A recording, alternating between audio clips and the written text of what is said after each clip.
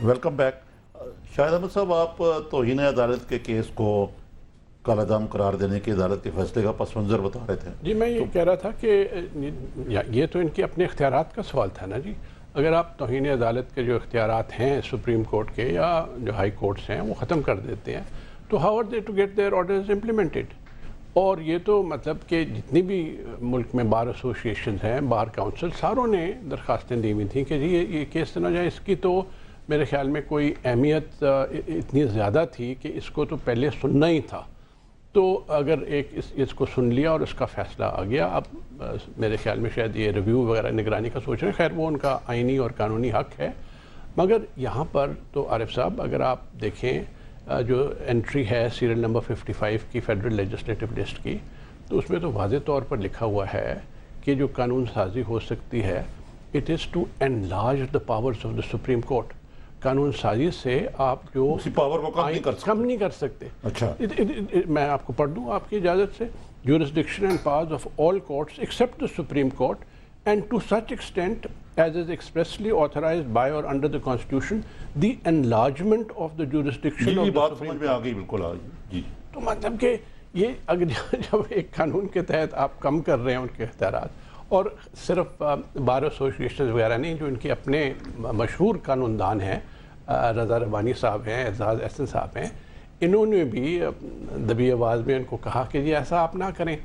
But اگر کرتے ہیں تو پھر یہ تو نہیں کہہ سکتے کہ جی اس قانون کو کیوں کالعدم قرار دیا. شاہدی صاحب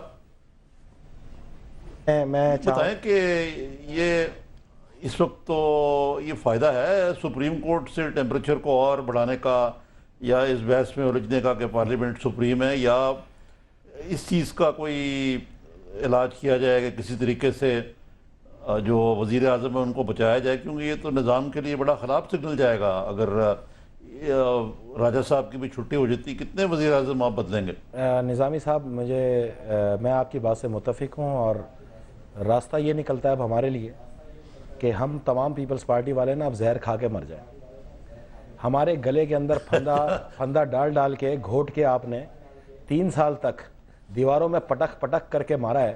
وزیر اعظم بھی دے دیا، وزیر بھی قربان کر دیے، پھر بھی آپ ضد اور بحث سے باز نہ ہو. تو پاکستان بچانے کے لیے جس طرح کی بھی قانون سازی ہونا وہ کرنی چاہیے. دوسری چیز، میں قابل احترام گورنر صاحب سے اور عسکری صاحب سے صرف 4 سوال چھوڑ رہا ہوں.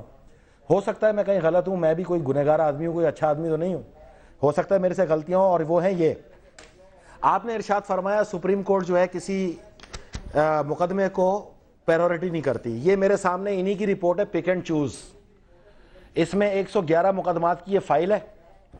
اس کے اندر 2001 کے کیس چھوڑ کے 2009 چلا رہے ہیں، 2004 چھوڑ کے 2007 چلا رہے ہیں، 2008 چھوڑ کے 2011 چلا رہے ہیں. اگر یہی قانون ہے اور آپ کے مطابق جس طرح آپ کہہ رہے ہیں تو پھر میں آپ سے یہ جاننا چاہوں گا کہ یہ انصاف ہے. دوسرا سوال، آپ نے عرض کی توہین عدالت کیس کی، حامد خان صاحب پہ بھی موجود ہے، صوفی محمد صاحب پہ بھی موجود ہے، شرجیل میمن صاحب پہ بھی موجود ہے، تاج حیدر صاحب پہ بھی موجود ہے، بابر اعوان صاحب پہ بھی موجود ہے. ان سب کو چھوڑ کے آپ وزیر اعظم کا چلاتے اور سزا بھی دے دیتے ہیں، اور اب دوسرے وزیر اعظم بھی اس میں نکل جائے گا. تو باقی سارے کیس جو ہیں وہ کوئی مکا ہوا ہے کہ ان پہ فیصلے نہیں آ رہے، ان کو بھی بھیج دیں. ہو سکتا ہے میں غلط ہوں. تیسری چیز، آپ نے 1700 موٹو لیے جس کے اندر شراب کی 2 بوتلیں، سموسہ ہے، شکر ہے، وحیدہ شاہ کا تھپڑ ہے، ارسلان افتخار ہے، مختارہ مائی ہے. مجھے بتا دیں کتنے فیصلے ہوئے ہیں. دوسری چیز، میں ایک طرف دکھا رہا ہوں، بڑا امپورٹنٹ ہے، سنیں، میں ایک طرف بتا رہا ہوں کہ 146 عورتوں کی پاڑا چنار سے لے کے کراچی تک، جس میں 2 معصوم مظلوم بلوچ خواتین کراچی میں بھی ہیں، ان کو سر عام قتل کیا گیا. ان 2 بلوچ خواتین کو چھوڑ کے باقی تمام خواتین کے عصمت دری کر کے ان کو سر عام گولیاں ماری گئیں اور نازک اعضاء کاٹ کے ان کے جسموں کو ملے. اس کے اندر گلے کاٹے ہوئے بھی لوگ ہیں، اس کے اندر چن کے سروں کے اندر گولیاں ماری جا رہی ہیں شناختی کارڈ چیک کر کے. کیا وہ جانور کے بچے کے ایک سموسہ امپورٹنٹ ہو گیا اور آپ اس پہ سوموٹو لیتے ہوئے وزیر داخلہ کو نہیں بلاتے؟ چوتھی چیز، ارسلان افتخار صاحب آپ کا بیٹے ہیں، یہ ہے اس کی company A&F enterprises, A&E F A. سنیں، نہیں سنیں، یہ ہے اس کا بینک اسٹیٹمنٹ. سنیں یہ ہے اس کا بینک اسٹیٹمنٹ نظامی صاحب، اور اس کا bank I D 0110417392101، name F&A enterprises, chief executive Arslan Iftikhar, اور ایڈریس ہے چیف جسٹس ہاؤس اسلام آباد.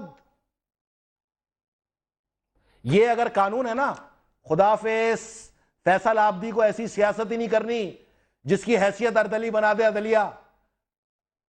یہ ہے آپ کی عدلیہ، اور مجھے سمجھ نہیں آ رہی کہ یا تو آپ مجھے جھوٹا اور بے غیرت کہہ کے اب نکالیں، نہیں تو میں تو شہید ہونے آیا ہوں، چاہے مجھے افتخار چودھری شہید کرے، چاہے طالبان شہید کرے، یا میڈیا اخلاقیات پہ شہید کرے. میں گندا آدمی ہوں، میں ان ججوں کو باہر نکال کے پھینکوں گا، PCO ججز کو، اور عدلیہ کو آزاد کراؤں گا جو عدلیہ کا اصل مقام ہے. اب آپ دونوں حضرات سے انہوں نے یہ سوال کیا. عسکری صاحب آپ کچھ کہنا چاہیں گے؟ مثلاً یہ میں نے تو یہ بات وہ تو کیا ہے، اتنے مایوس ہیں، وہ کہتے ہیں وہ سیاست ہی ان کے لیے اب ختم کر دی ہے سپریم نہیں. کورٹ نے. دیکھیے میرا خیال یہ ہے کہ پیپل پارٹی والے ماضی میں بھی مشکلات میں رہے ہیں اور انہوں نے مقابلہ کیا ہے. اب اس وقت بھی جو مشکل حالات ہیں ان میں انہیں کمپیٹ کرنا چاہیے، اپنا پوائنٹ آف ویو پریزنٹ کرنا چاہیے.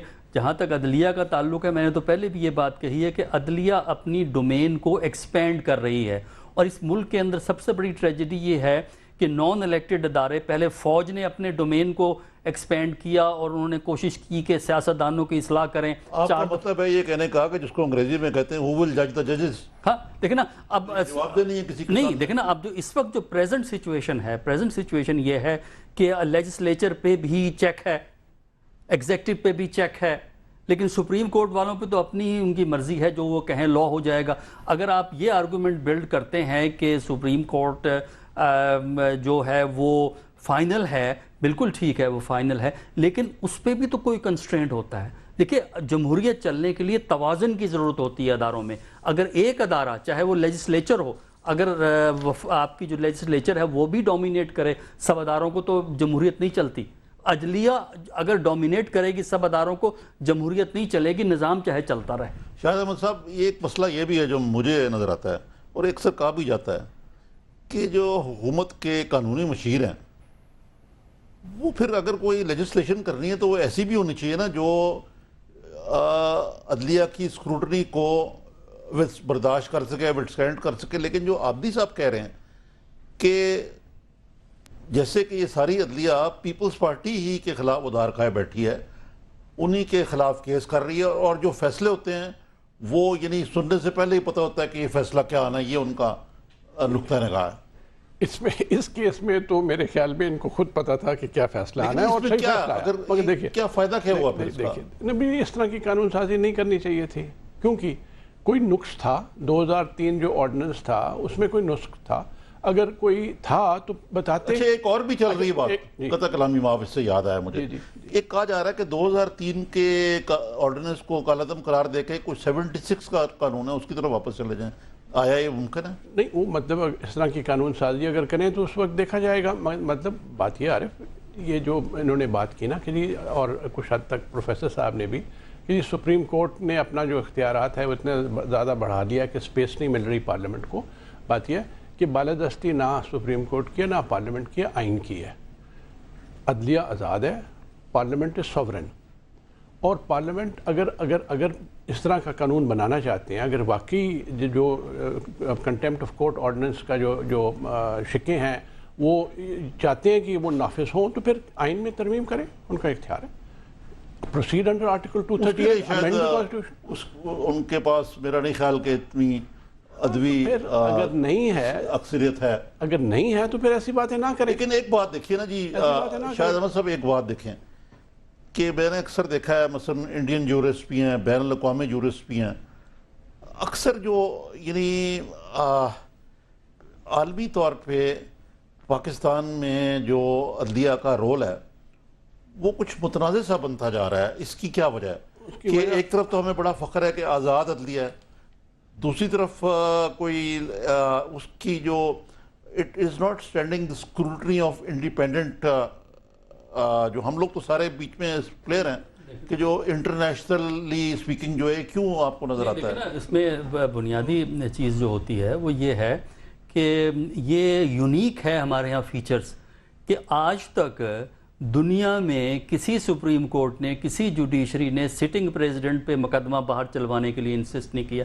مجھے ایک ایگزامپل دے دیں سٹنگ پریزیڈنٹ پہ. ہاں ایکس پریزیڈنٹ پہ چلیں، ایکس پریزیڈنٹ کو سزائیں ملی ہیں. ہمارا ہائیسٹ کورٹ یہ کہہ رہا ہے کہ ان پہ جا کے باہر مقدمہ چلاؤ ان کے پر، اور یہ یونیک ایگزامپل ہے. آج تک کبھی کوئی ایگزامپل آپ کو نہیں ملے گی سٹنگ پریزیڈنٹ کی. شاہد احمد صاحب نے ایک درمیانی رستہ بتایا نا. نہیں وہ تو اور چیزیں ہیں، رستے تو اور چیزیں، لیکن سوال یہ ہے نا، دیکھیں یونیک چیزیں ہیں. دوسرا یہ ہے کہ جو سپریم کورٹ کا جوڈیشری کا انڈیپینڈنٹ ہونا ضروری ہے، بالکل ٹھیک ہے، لیکن اس کے ساتھ ساتھ جوڈیشری کا نان پارٹیزن بھی تصور ہونا ضروری ہے. اب پرابلم یہی ہو جاتی ہے کہ آپ اس وقت ہمارے ہاں ڈویژن بالکل وہی ہے جو فوجی حکومتوں کے زمانے میں تھی. جب فوجیں آ کے اقتدار سنبھالتی ہیں تو ہمارے ڈویژن ہوتی تھی کہ صحیح کیا انہوں نے، کچھ نے کہا صحیح نہیں کیا. آج بھی یہی ہے، کچھ کہہ رہے ہیں سپریم کورٹ بالکل صحیح ہے، کچھ کہتے ہیں سپریم کورٹ غلط ہے. تو اس لیے ضرورت ہے کہ ریسٹریننگ رول پلے کیا جائے. جو پچھلی پیشی تھی نا، اگر کاش کہ آپ بھی وہاں ہوتے، وہاں کھوسا صاحب نے واضح طور پر یہ کہا کہ دیکھیں ہمارے بھی پریزیڈنٹ ہیں. He said he is our president, we have to respect him. ہم یہ بالکل نہیں کہہ رہے کہ جی وہاں ان کے خلاف کوئی مقدمہ چلے، اور ہم یہ بھی جب اگر آپ خط لکھتے ہیں تو ہم اس لیے اس پر بھی تیار ہیں کہ آپ کہہ دیں چٹھی میں کہ ان کے خلاف ہم مقدمہ نہیں چلانا چاہتے. وقت ختم ہو گیا ہے اس سیگمنٹ کا، اور بریک کے بعد آپ سے دوبارہ بات کریں گے. ناظرین ہم ایک بریک کی طرف چلتے ہیں. بریک کے بعد ہم ملک کی سیاسی صورتحال پہ اپنے دوستوں سے بات کریں گے.